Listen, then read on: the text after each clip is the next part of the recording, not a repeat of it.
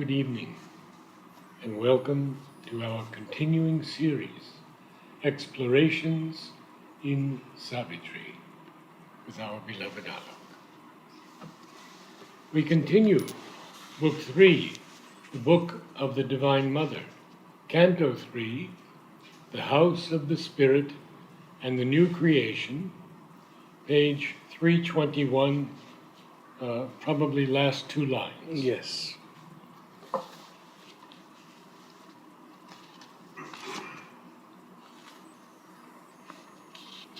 Would you like to read? I'll read after the break. Okay. There, nature on her dumb spiritual couch, immutably transcendent, knows her source. So, on one side, nature goes into a state of utter quiescence, and on the other hand, it knows where it's coming from, the divine Shakti. I asked Amal about the word dumb, and he said it always means quiet or silent. It's never the pejorative that we would use. And this is a crucial aspect in Sri Aurobindo's yoga, that nature also has a divine origin. It's a very simple thing, but very often it is missed. So in traditional yoga, nature is nature. And this is the soul which comes from the divine. Where does nature come from? There are different explanations. But nothing goes beyond Maya. Though Shri Krishna says even this Maya is my Maya. But its full import is that because nature in its origin is divine, therefore all its movements are ignorantly, imperfectly trying to recreate that truth. And therefore they can be transformed into their divine equivalent. Otherwise there was no possibility of transforming it. When we asked Mother about this, she said that nature had her own way of reaching the Supreme. Yes. But she didn't care whether it took 1,000,000 years or 10,000,000 years. But when Mother showed her what could be so beautiful, nature agreed to collaborate. 58, this is a huge message event. of 1958. A huge event. 1957, November, she had this experience. Material nature accepted the new substance, and it understood that it is going to make her joy manifold. It's not going to diminish her in any way, but make the play even more fascinating. So then she has accepted. That was the message, oh Mother, material nature.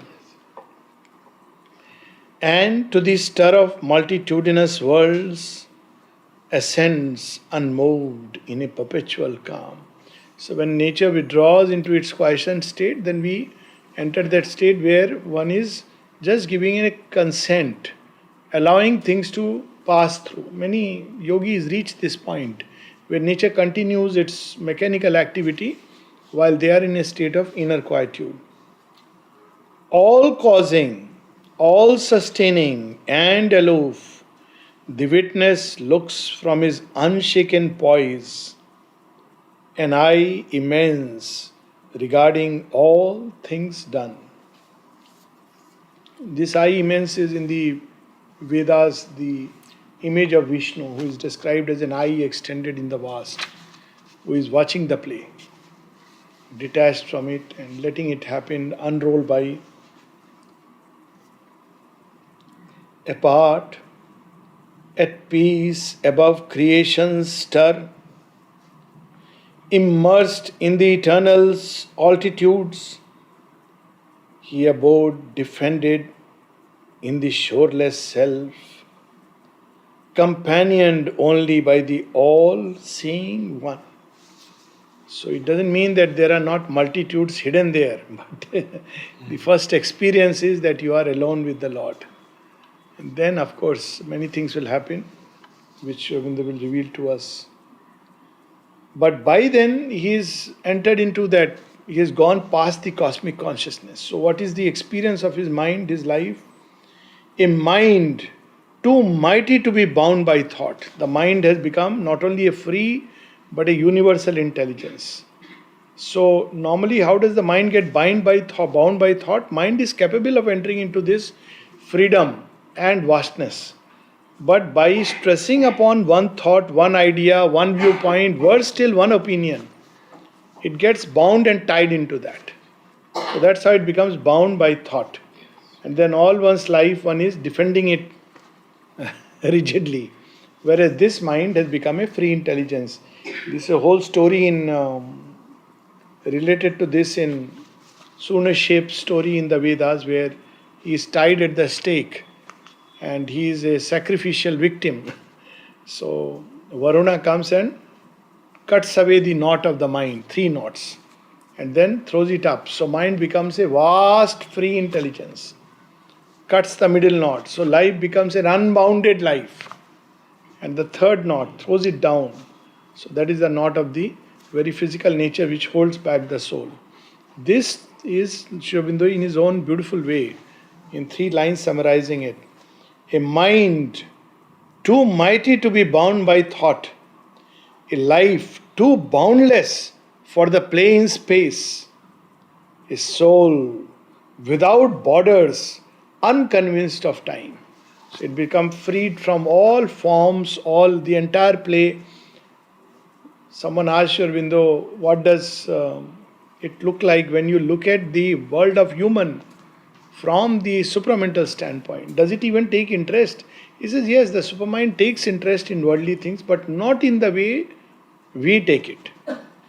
So then the person persisted. He said half jokingly, half in jest, well, from that standpoint, you don't see much difference between cats and dogs and humans. To that extent. It's but this flame. If this is not there, then it's hardly any difference. Life is like that. He says, from that standpoint. Even to one of the disciples, he says, who has made you believe that you are superior to an animal? So, I asked Temi about the word unconvinced of time. And she said it was more like unconvicted by time. Interesting, course, yes. Interesting vision. Time is in the spiritual sense, is a field for the play of forces in the original sense. So by the play of forces, it manifests things step by step, sequence by sequence. And it has something similar to when we are bound by fate, when we are freed from fate and we are able to see all the 3 together. So then the play of time, which can produce various appearances. So its classic example of being unconvinced by time is when Sri Aurobindo is told that, sir, are you sure about this world? It's going into darkness. So first he says that things are bad, may become worse, or worse than worst if that were possible. Yes. But he has seen the light which is dawning. Yes. And then he says that even if all were to be smashed, I would look beyond the smash to the coming dawn. That is called unconvinced by time, because the play of time, creating situations, circumstances, appearance, is not caught in that. It knows for sure that there is, and of course one has to be freed from the grip of time for that. He felt the extinction of the world's long pain. He became the unborn self that never dies. He joined the sessions of infinity. Oh, what a marvelous, I mean, it's really indescribable. Joined there is a yagna going on, sessions of infinity. Beings of that stature are meeting together and he is joining them to. On the cosmic murmur, primal loneliness fell. The entire noise and sounds and everything that is happening in the creation, that entire field of vibration has come to a stillness and quieted. Annulled was the contact formed with time-born things. Empty grew nature's wide community. So that's why I keep saying Sri Aurobindo's compassion. Still he kept contact. That is his. He had come for this work. He had no reason to do that.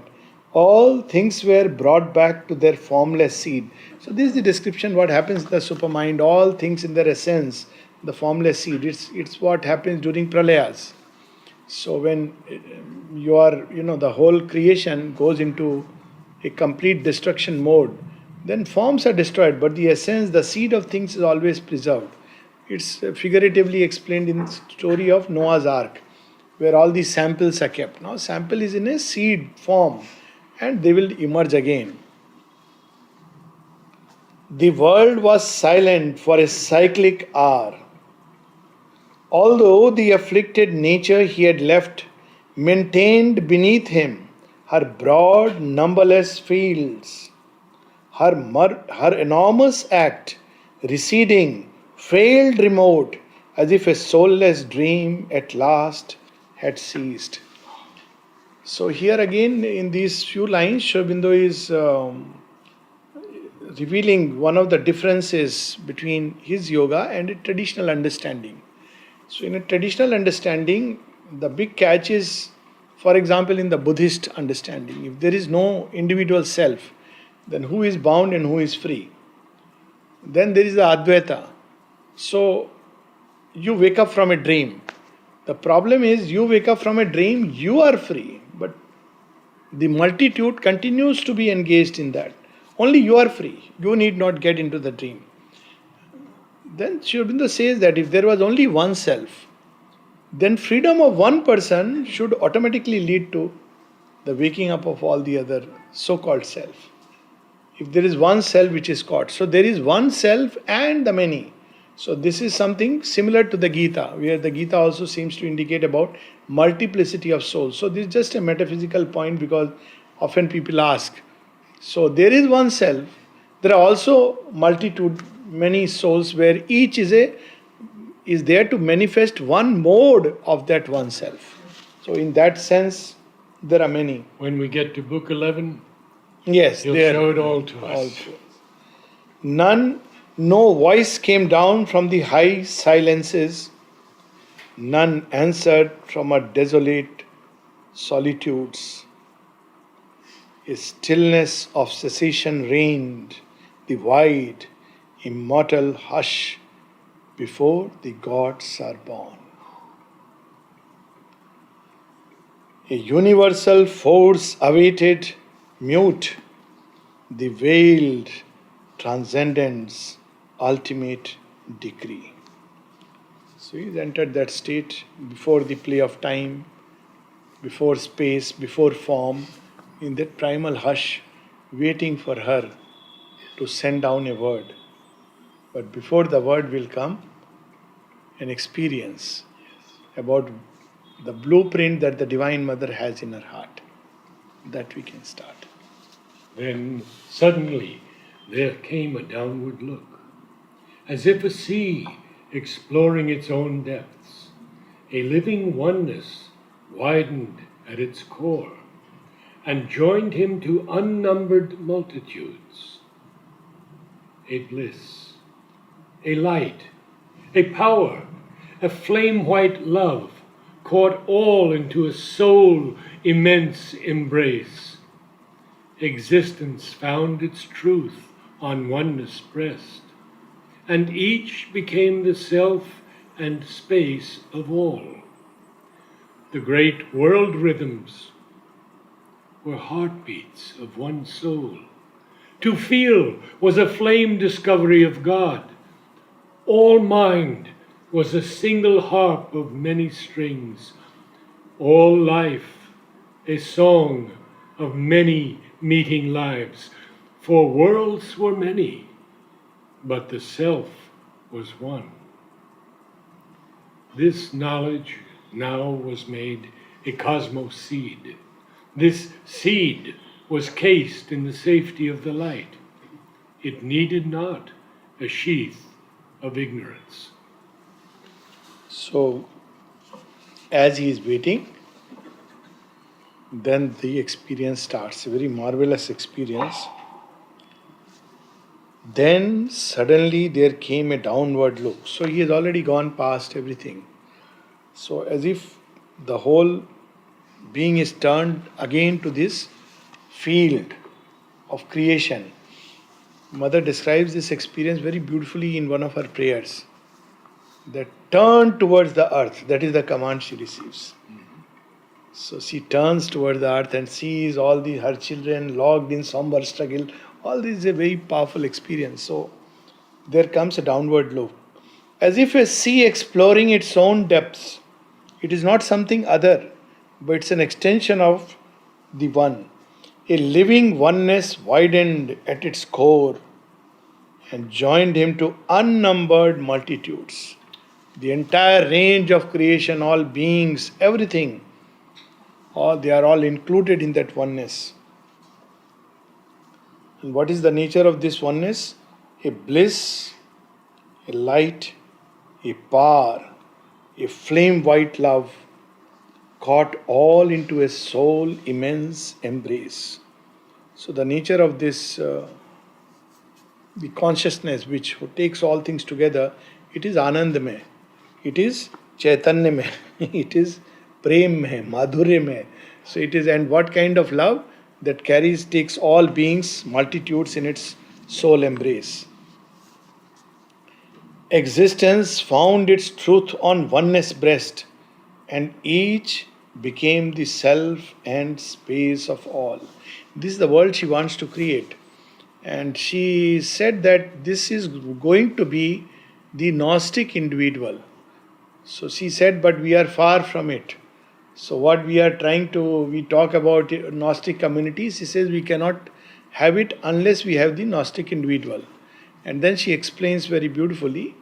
She says that is where the yoga is moving now. So now, after 1958, she said now wherever there are people who are open to Sri Aurobindo's teaching, who have declared within themselves that they are disciples of Sri Aurobindo. It's a very interesting passage.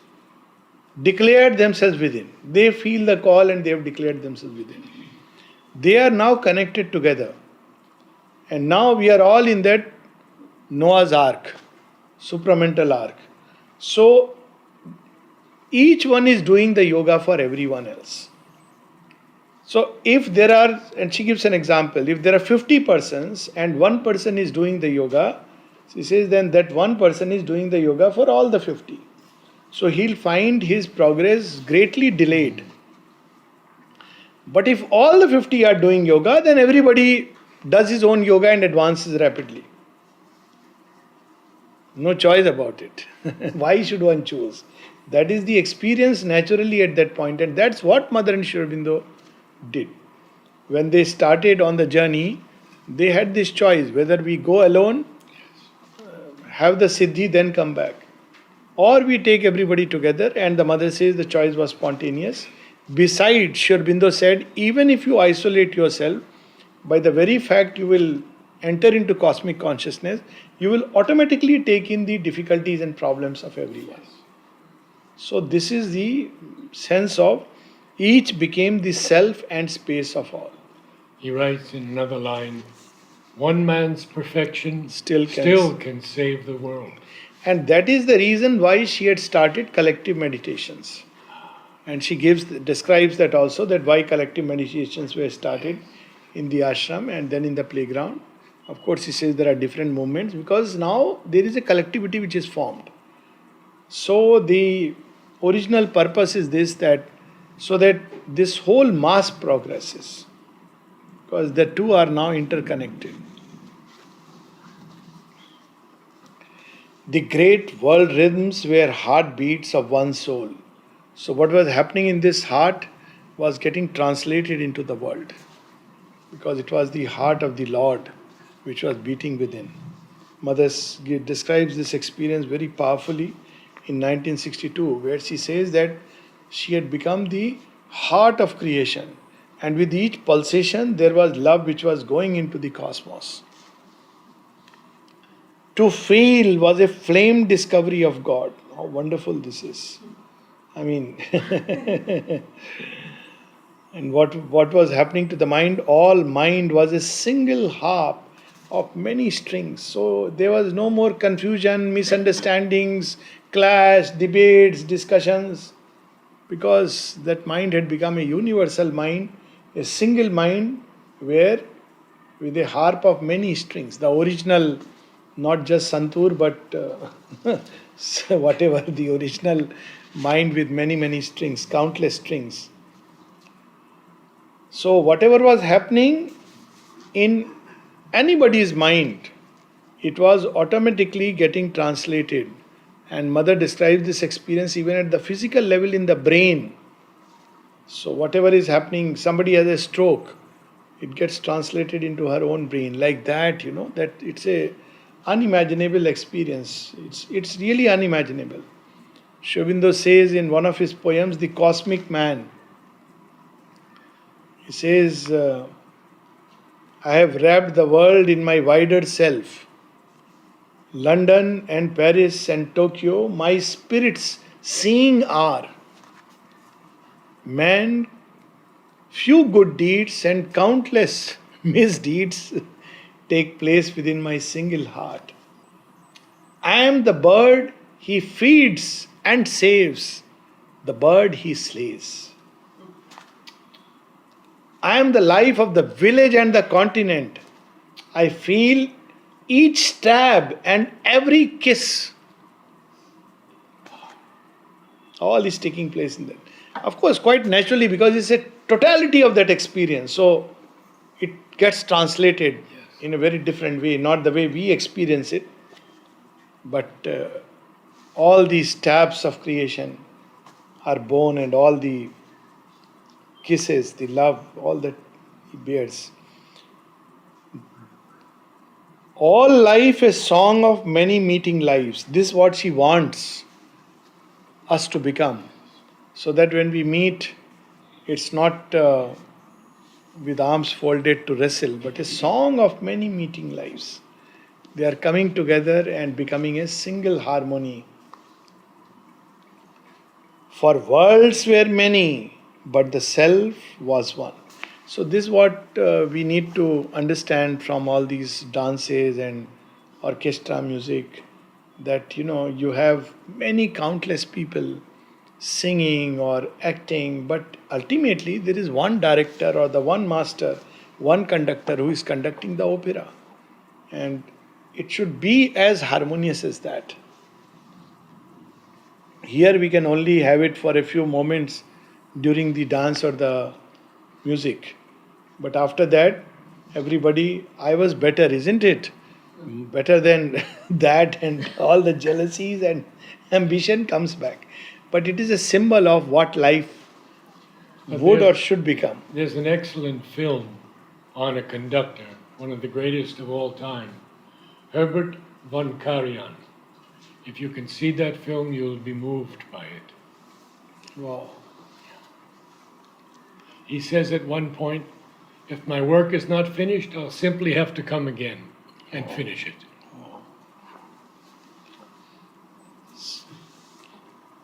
This knowledge now was made a cosmos seed. So all creation and the worlds have emerged from this truth. That's why there is a link of oneness, whether we like it or not. And this we have to learn from the moonlander. If you can communicate, that means there is a means of connectedness.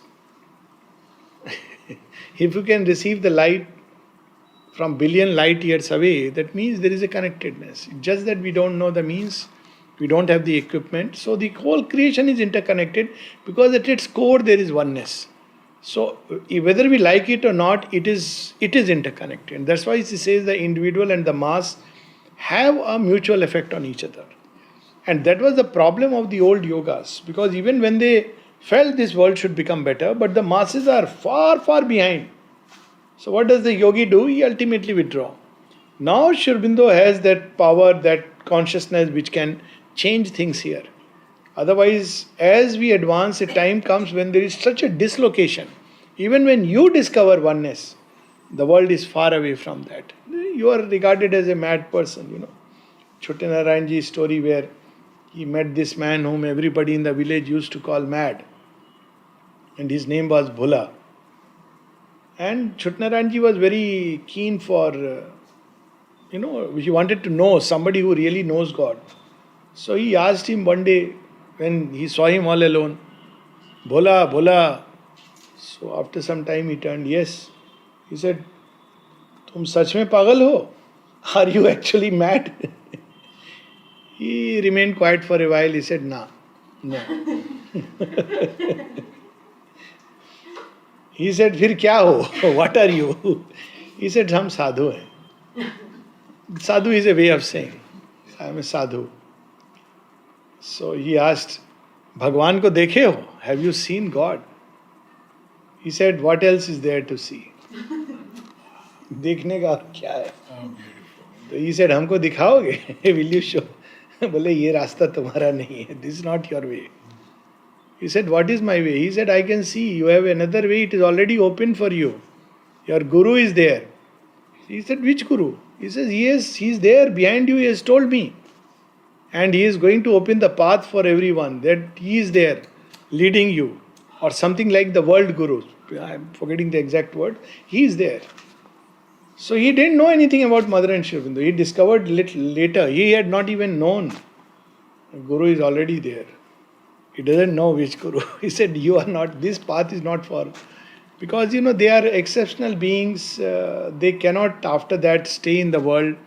So it's much safer to be called as a madman. People will avoid your company.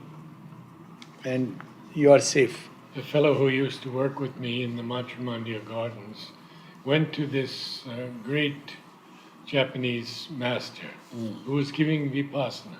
Okay. And the whole crowd walks before him. And when my friend gets to him, he says, oh, but you are from another nest. But welcome. Masters know it. They know it.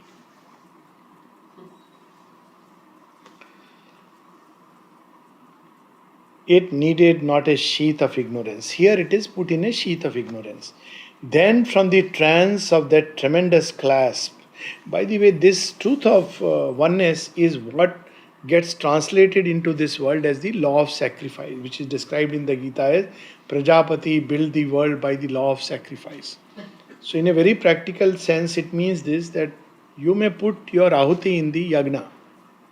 What you will receive will be a prasad which is not based on how much you have put and how much you. It doesn't work like that. So, because today someone was telling me that, asking me very privately, came to ask, I'm sharing with you, if there is money, where should I give? Should I give to the ashram or should I give to outside centers? So I knew that she has already made up her mind. So I kept quiet, and then she said, actually I am thinking. So I said, yes, I know you are thinking. I should give it to the ashram because it is here that I have got things, so I should give to that. I said, yes, that is one attitude. She said, no, what is the straight answer? I want a straight answer from you. I said, straight answer is go by what your inner being tells you. Then she started justifying, but outside there are other. I said, there are no others if you want a straight answer. Mother is everywhere. Mother's work is going on everywhere. But you give where you deep inside. If you feel, if you want to have that connection, that I have got this much and I am giving this much, then that is another kind of play. But it is not yagna. It is calculation and bargaining. But true yagna is where you give. What you will get, others will get. It's not your concern. And you are giving to the Divine Mother. But that is the real attitude. So from this law of oneness comes in this creation, it gets into the law of yagna. So that's why in this world we will see, when we give, when we are expecting it from that source, we are making a fool of ourselves. But when you give something to the world, as Buddha has said, it will come back manyfold. The problem is we are just looking in the wrong direction. It's right there. The divine Swiggy man is waiting, tapping at us. Are, I have got a parcel from divine. No, this fellow is not giving me, I gave so much. Again, tapping you. After some time, because play of time, no. So he goes, then you say, God, you gave me nothing. He says, so many times I sent him to knock at your door. You were so busy, engaged in another human being where you were expecting. And if you don't expect from any human being, the whole inner core will open up. with all the love and joy, you'll be flooded with it because you are expecting from nothing and nobody. So that is the original sense of yagna. When you have offered, offer to the divine. Sri Aurobindo goes on to say, in your giving and receiving also. So when you give a gift, you should give it not to the person but to the divine in the person. And when you receive it as it is being given by the divine, coming from the divine, so that you are not obliged to anybody. It's very difficult. It's a tough lesson. I mean, earlier I this lesson one Russian boy taught me. US one of the trips, and my usual, is that sattvic mind. They want to give something like, buy something for you. No. Then this boy told me, you still have the ego of the receiver. I said, yeah, you're right. I said, thank you. Okay, whatever you wish. Now, after that got broken. So things come naturally and spontaneously, it is fine. But obviously you should not bring in any kind of even movement or tremor of, But what comes. What doesn't come. What goes. Because then it's a vaster yagna. But it should go with this idea, it is going to the divine in the person. So that you even forget.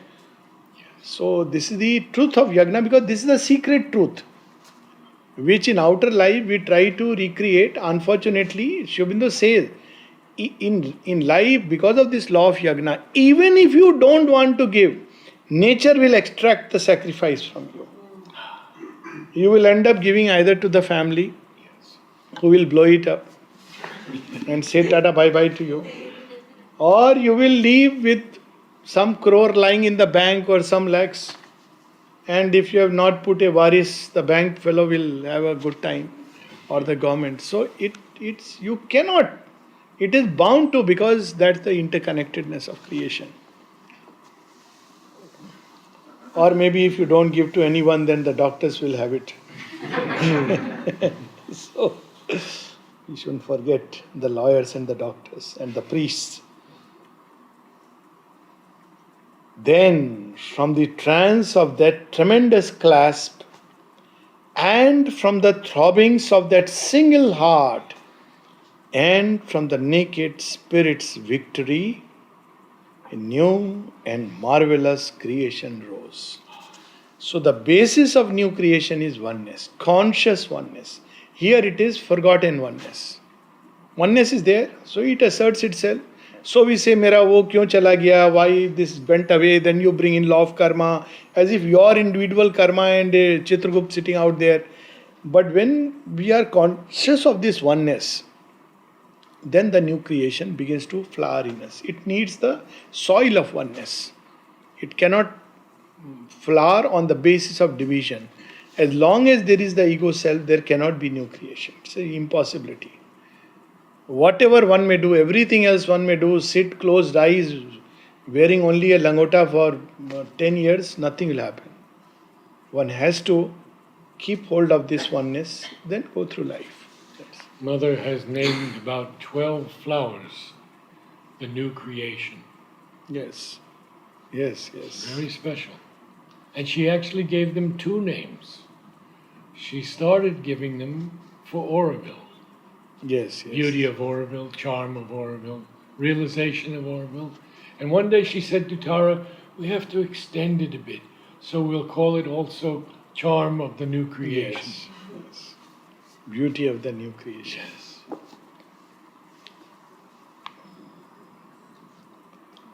Now, what is this new creation we talk about?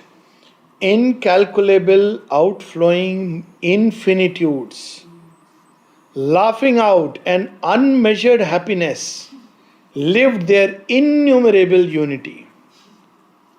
What a wonderful description. Infinitudes.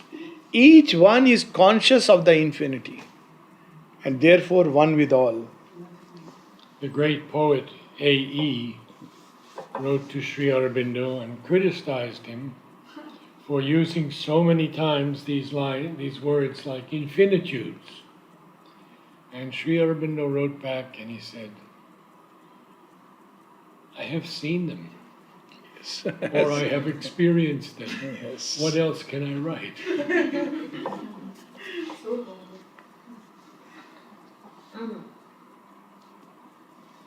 worlds where the being is unbound and wide, bodied unthinkably the egoless self. So there is a body.